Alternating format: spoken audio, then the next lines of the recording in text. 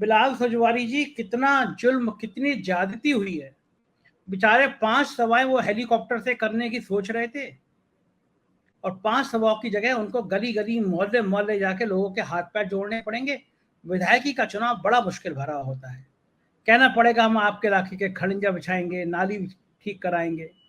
कहाँ वो हेलीकॉप्टर की सभाएं और कहाँ रिक्शे और ठेले पे बिठा दिया मोदी जी ने। क्या लग रहा है कि राजस्थान की नाराजगी, मध्य प्रदेश की नाराजगी, राहुल और मोदी की जंग होगी तो क्या सीन नजर आएगा? देखिए, बड़ा इंटरेस्टिंग होने जा रहा है चुनाव, संजय भाई। और इस दोनों राज्यों के चुनाव को अगर महिला आरक्षण के परिप्रेक्ष्य में देखें, जिस तरह से प्रधानमंत्री नरेंद्र मोदी जी ने एक विशेष सत्र बुलाया और महिलाओं को एक स्पेशल 33% आरक्षण दिया, जिसमें से ओबीसी वर्ग को बाहर कर दिया। तो इस महिला आरक्षण के परिप्रेक्ष्य में अगर इस चुनाव को देखें मध्य प्रदेश और राजस्थान के, तो यहाँ पर दो भारतीय जनता पार्टी की कद्दावर चीफ मिनिस्टर स्टेचर की महिलाएं नाराज हैं। एक वसुंधरा राजे सिंधिया है और दूसरी उमा भारती। और ये इसलिए इंपॉर्टेंट है क्योंकि एक तरफ आप महिला आरक्षण की पॉलिटिकल कॉल ले रहे हैं देश के अंदर, और महिला आरक्षण कार्ड पर एक स्विंग चाहते हैं 50% आबादी के बीच। और आप बड़े आश्वस्त थे कि इस महिला आरक्षण पर शायद आपका आपका भविष्य एक नया चुनावी रंग दिखाएगा और उसमें आप एक बड़ी कामयाबी हासिल करेंगे। लेकिन देश की अंदर और खासतौर से मध्य प्रदेश राजस्थान में ये जो इम्पोर्टेंट महिलाएं हैं, जिसमें वसुंधरा राजे है और उमा भारती है, इनकी नाराजगी ने ये साबित कर दिया है कि महिला आरक्षण से संबंधित जो बिल लाया गया था वो कितनी कोरी कल्पना थी।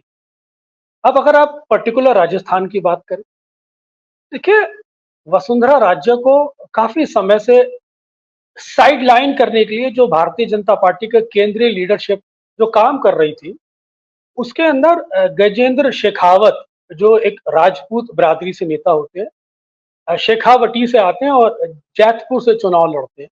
वहीं ओम बिरला, जो बनिया बिरादरी को संबंध रखते हैं और कोटा से चुनाव लड़ते हैं। वहीं अर्जुन मेघवाल, जो शेड्यूल कास्ट है और बीकानेर से चुनाव लड़ते हैं। और इसी तरह प्रदेश अध्यक्ष सीपी जोशी, जो एक ब्राह्मण है, जो ओम बिरला के बहुत करीब भी माने जाते हैं। ये वो कॉकस था और यही वो एक जातीय समीकरण की रूपरेखा थी जिसके माध्यम से वसुंधरा राजे को काफी समय से साइड लाइन करने की तैयारी कर रही। लेकिन वसुंधरा राजे अपने आप में एक राजस्थान में इतनी हैवी वेट नेता है जिनका एक पैन इस पूरी राज्य के अंदर एक अपना आधार है, एक करिस्मेटिक लीडर रही है। और 2018 के अंदर जो चुनाव उन्होंने जब हटी थी तो 0.5% के स्कोर से ही हारी थी। और सबसे बड़ी उपलब्धि थी कि 2018 तक वसुंधरा राजे ने भारतीय जनता पार्टी को पूर्ण बहुमत की सरकार दी थी। एक तरफ आप महिला आरक्षण की बात करते हैं, उसी तरफ वही आपके देश राजस्थान की सबसे कद्दावर महिला आपसे नाराज है। दूसरा एक पॉइंट ये भी है कि कलेक्टिव लीडरशिप पर चुनाव लड़ना चाहती है भारतीय जनता पार्टी। लेकिन कलेक्टिव लीडरशिप पर आज जब आप चुनाव लड़ते हैं तो राज्य का भी एक क्षेत्रीय छत्रप होता है जो आपको बैकअप करता है। सवाल यहाँ पे ये पैदा होता है कि मोदी जी अगर वसुंधरा राजे को साइडलाइन करने के लिए पूरी भूमिका काफी समय से बना रहे थे तो विकल्प क्या तैयार किया था? आज प्रधानमंत्री नरेंद्र मोदी जी की जो ब्रांड वैल्यू है वो दिन पर दिन घटती जा रही है और वो अपनी एक्सपायरी के बहुत करीब है, वो एग्जॉस्ट होने जा रही है।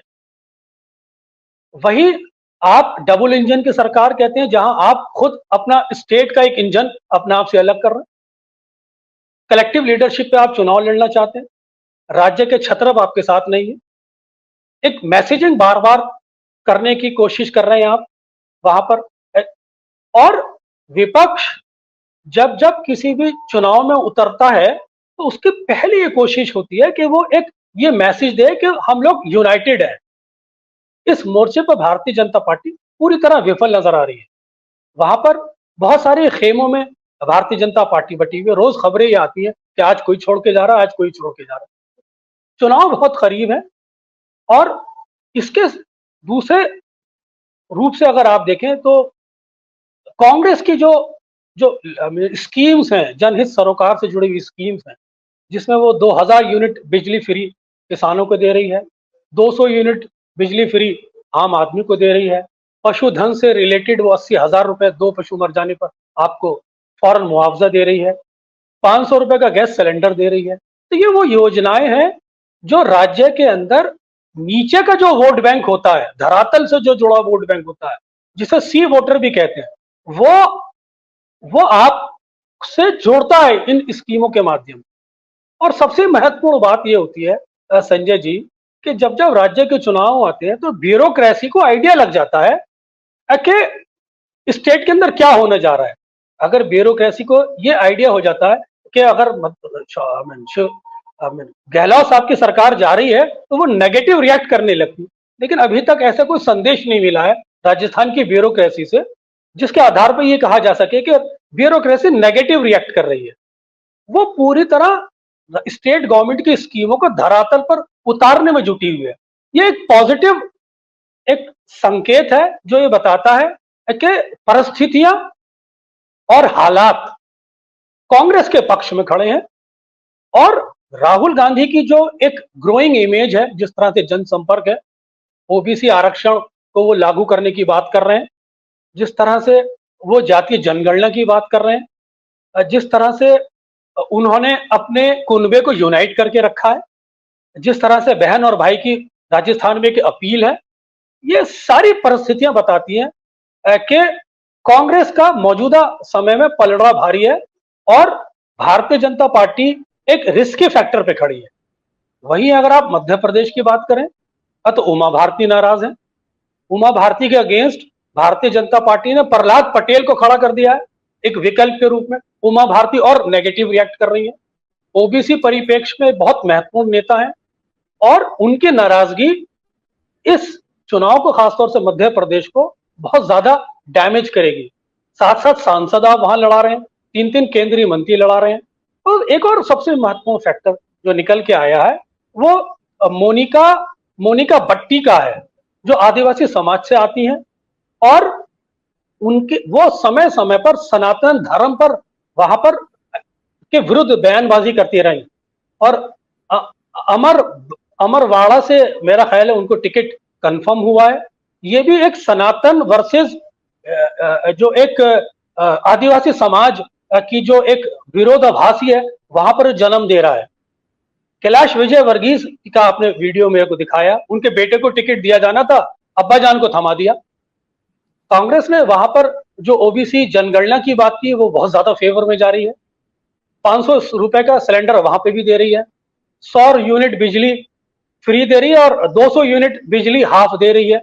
ओबीसी आरक्षण की बात कर रही है 27%, जातीय जनगणना का वादा कर लिया। तो सारी परिस्थितियां ये बता रही हैं कि भारतीय जनता पार्टी को चुनाव में जाने से पहले जिस तरह से अपने कुनबे को यूनाइट करके रखना चाहिए था भारतीय जनता पार्टी, उसमें पूरी तरह विफल रही है।